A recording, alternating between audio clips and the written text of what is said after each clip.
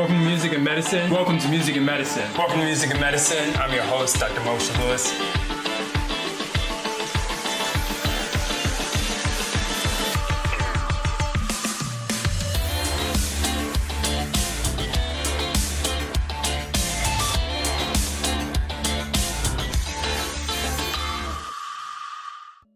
Hi, and welcome to Music and Medicine. I'm your host, Dr. Moshe Lewis, and I'm excited today to be joined by my good friend, now he's becoming, David Sampson from The Nasty Delicious. David has done some amazing things, not only with the group, but also on his own with his device. It's actually a chair that helps people to heal.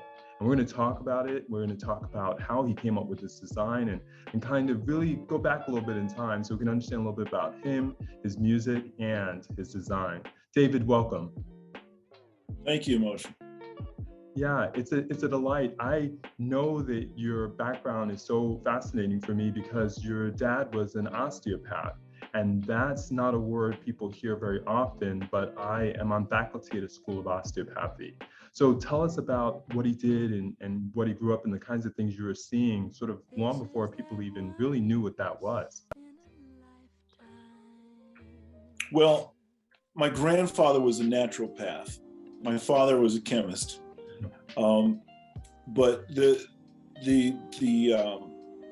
significance for me was really from my grandfather. He was a trailblazer. He started the first herb store in Chicago in 1928. And he was always interested in alternative healing. And he was really a trailblazer. He was a naturopath. He was an herbalist. He was also a chiropractor. And, you know, he had a store there for about 75 years. And he treated many, many people. And he was also interested in innovative devices. And so he had this light device that would shine different color lights on people to, make their, pineal gland do certain things and whatnot. And it was just a seed that was planted in me. I never went down that path particularly, but when I got the inspiration to start working with sound in this way, it was really like immediately I thought of my grandfather. And, he's definitely, I've got artifacts from his life around me all the time. And he's a constant reminder of what, the known path is always not the only way. Sure, I love that. And I appreciate you clarifying that. Yes, osteopaths kind of use their hands a little bit more. And it seems almost that medicine's come full circle. We were at a time where these were the types of doctors that people went to, somebody in their community and somebody they could trust and somebody who could sort of recommend natural products. And with some frustration now with medicine and people sort of wanting to return back to nature, so to speak, or at least use it a little bit more, I think the naturopath and osteopath of today have gained a lot more prominence and acceptance.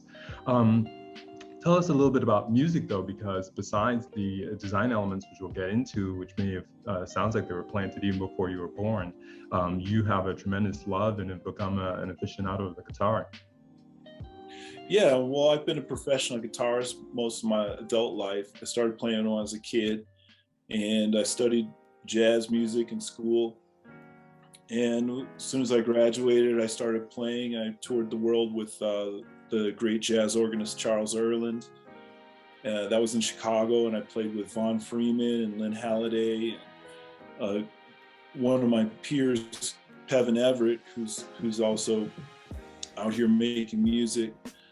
And then I moved to New York, and I started playing with a good friend of mine, Chris Robb. He's a great keyboardist, and Chris really opened the door for me to play with a lot of people. I played with Lauryn Hill, I played with CeeLo Green, I played with John Legend a couple times. And music has just always been my guiding light. And I just have a deep love for music, and my journey has always followed that path. When I moved to Los Angeles in 2005, I linked up with Chris Rob's brother, Craig Robinson, who's a very well-known actor and comedian, and he joined his band, and it's called The Nasty Delicious, and we've been together for now over 15 years, I believe, and we've toured the world and done all kinds of things on television, stages all across the country as well. So yeah, music is my life. Sure, no, it definitely sounds like it. And tell me a little bit about the name. I mean, it sounds like the group may have already been literally rock and rolling before you got going, but it is definitely catchy. I love that. Nasty Delicious is an eclectic blend of anything you can combine together. It's a great group. The band is amazing. Craig is hilarious. So we're combining music and comedy on these shows. And, you know, people love Craig because he's such a gregarious, lovable person, and he's hilarious. And he's quite talented as a musician as well.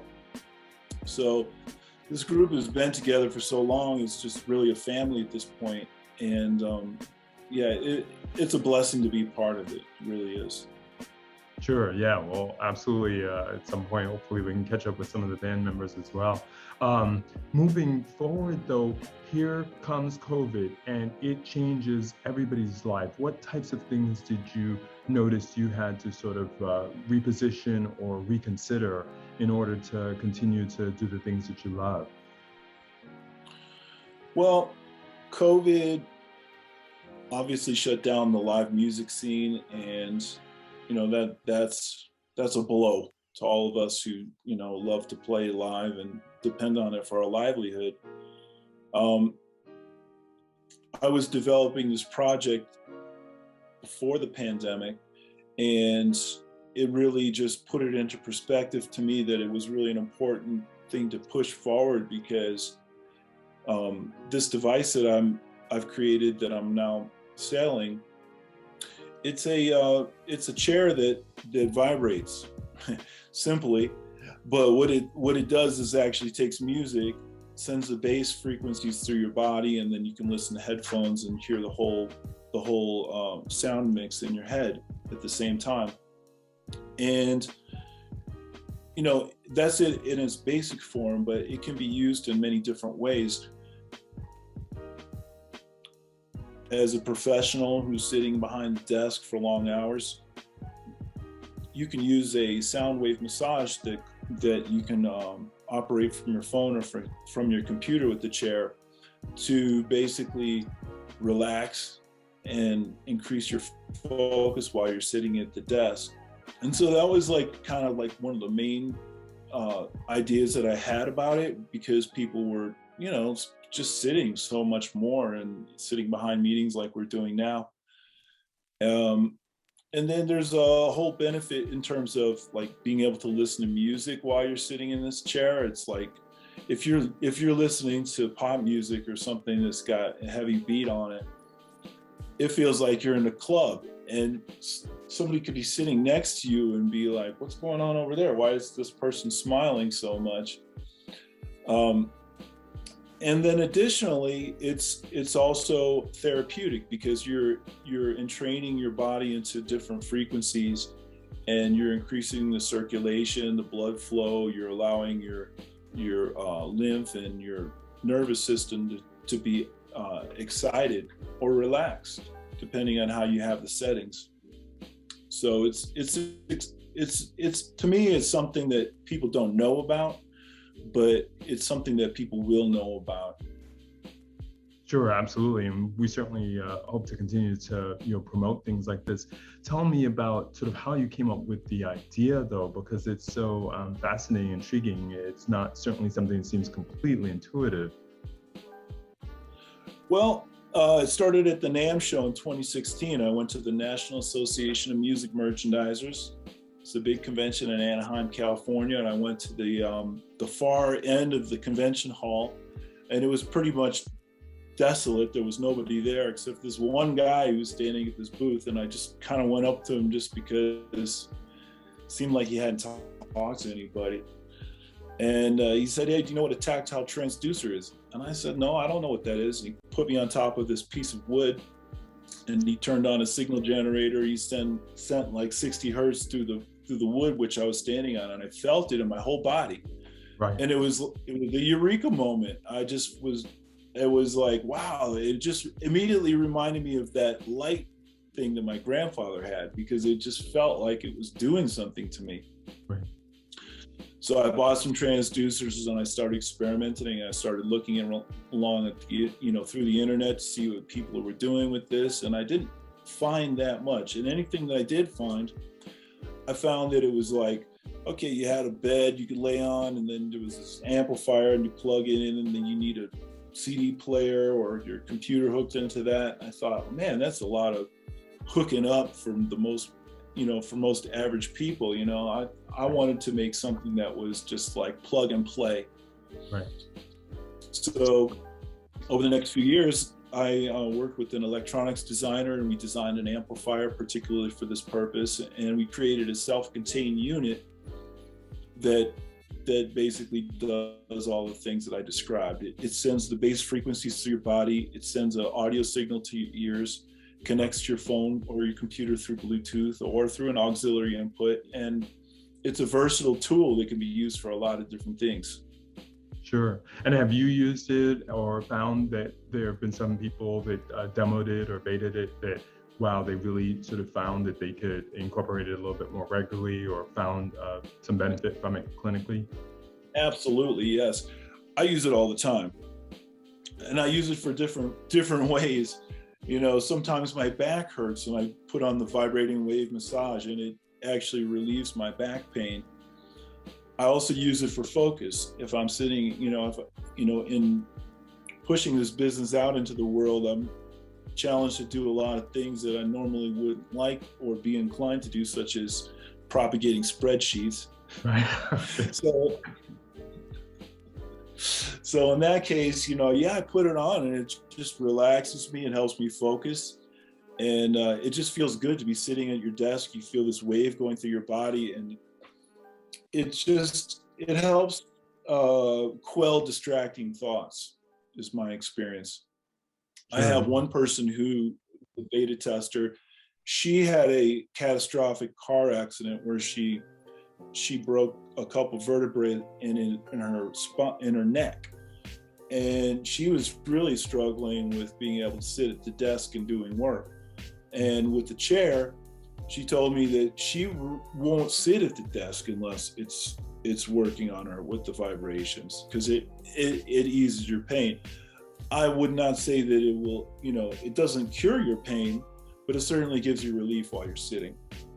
Sure. No, that's definitely amazing. And then talk to us a little bit about some of the struggles of sort of not necessarily making a transition, because it sounds like you're on these two parallels at the same time. You've got your music, and then you've got this amazing design, but there's such a leap to bringing things to market.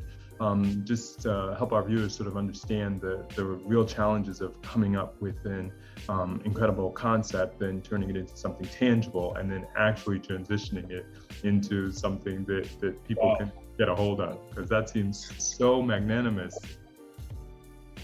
Yeah, it's quite a shift for me, in terms of what I'm used to doing. Playing gigs and playing music, you bring your guitar and you show up, or you're in the studio or you're producing something. It's quite simple. You're just doing that. And in a way, like creating the product was very much like that. It was like making an album. I had an idea, and I started building things. I started, buying all different components and putting them together, and then finding different people to help, vendors that would be able to create the products, the things that I was imagining. And that part of it was actually really fun, and it was challenging, but it wasn't that difficult for me, because it was just part of the creative process. The difficult part for me is all of the nuts and bolts business stuff, the stuff that all lives inside the computer, and the spreadsheets, and the marketing program, and the Google AdWords, and all this stuff. So it's a challenge. We recently moved to Santa Fe, New Mexico, and I I applied to become a client of the Santa Fe Business Incubator. So actually that helped me a lot because they give structure and help with the things that are not necessarily in my wheelhouse, or put me together with people who can do that. So yeah, we've made a lot of progress since I've been in Santa Fe since 6 months ago. Sure. Well, I love hearing about the support because we always hope that everybody has a sort of another business or maybe even a third idea that they want to bring to fruition in a lifetime. And yet we certainly appreciate the challenges in doing it. So it's so important that, like I said, this incubator group exists and similar ones to them. I know we have some in various states, and so that's excellent, and certainly it's beautiful out there. Talk to us a little bit about sort of what the future holds and your plans professionally as well as with respect to the chair. Well, as far as the band is concerned, when Craig calls, I go. So, we don't have anything on the books right now, but as the world hopefully gets back to normal, we'll be doing more stuff and we'll be out there. So if you see Craig Robinson in the Nasty Delicious, hopefully I'll be there with him, and we'll have a good time, I guarantee. And as far as my business, we're I did a soft launch last year, and being able to put all the pieces together in terms of having the production in line so that I can accept orders and deliver orders in a timely fashion, and then creating a marketing program. We'll be launching the website very soon. Hopefully by the time you air this, people will be able to look at Vibroluxe.com. It's Vibroluxe, and you'll be able to learn about what we're doing, learn about the chair, and purchase one if you'd like.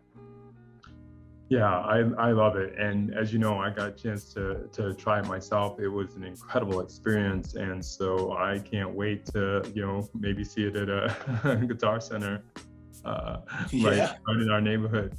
But yeah, no, thanks so much for being willing to do this. And we look forward to staying in touch sort of as we have. I always say that COVID has certainly presented us with some challenges, but one of them hasn't been at least being able to reach out to people electronically. And while it's definitely a newer way, hopefully it won't be the only way. Like I said, we'll get through this, and we're optimistic that this is sort of a phase and something for us to learn from, despite the difficulty of any lesson. And just, I love the music. I love what you're doing with this, because I think there needs to continue to be innovative ways to help people heal. We've seen a lot of pain in our world, and it was amazing when you brought up that example about the young woman who had been in a car accident. I see people like that every week. I wouldn't say every single day, but certainly every week someone comes through and they've been through a significant accident. And the truth is that even with the best of Western medicine, we're limited. And one of the surprise additions, even in getting talked to the very first time, was I just really was coming at it from the music perspective, and I had no idea that you had sort of achieved a possible solution to at least some, like you said, not necessarily cure, but to alleviate some of the challenges that patients with pain face. It too is a very large problem, and there's no simple solutions many times, but I'm really attracted to what you've designed here and the look of it, which is so professional and so clean. We'll certainly share some of the materials as we're talking, but thanks again so much for being willing to talk to us again. Thank you, Moshi. Yeah, I'd like to just say I really appreciate you giving me an opportunity to share my story, and I really appreciate what you're doing in terms of helping people as in your practice, and also spreading the word about alternatives and how music is really a deep part of our DNA as human beings, and it's powerful. The sound vibrations that we experience all through our life, they affect us. And this practice, this device and this journey that I've been on has really made it clear to me that sound and music is there's more to it than we realize. Sure. So this is a journey of discovery, and I appreciate you giving me the opportunity to share and being part of it. Sure, thanks. Many times, and that's a great point that you brought up, without me even trying to talk more about our name, but music and medicine, the whole concept is really exploring how complex and how deep that can really be. And your approach, as well as your device, really helps bring a more tangible, visible look to how music can actually heal or help, or at least ameliorate some of the things we go through. So thanks again. My pleasure. Thank you. Welcome to Music and Medicine. Welcome to Music and Medicine. Welcome to Music and Medicine. I'm your host, Dr. Moshe Lewis.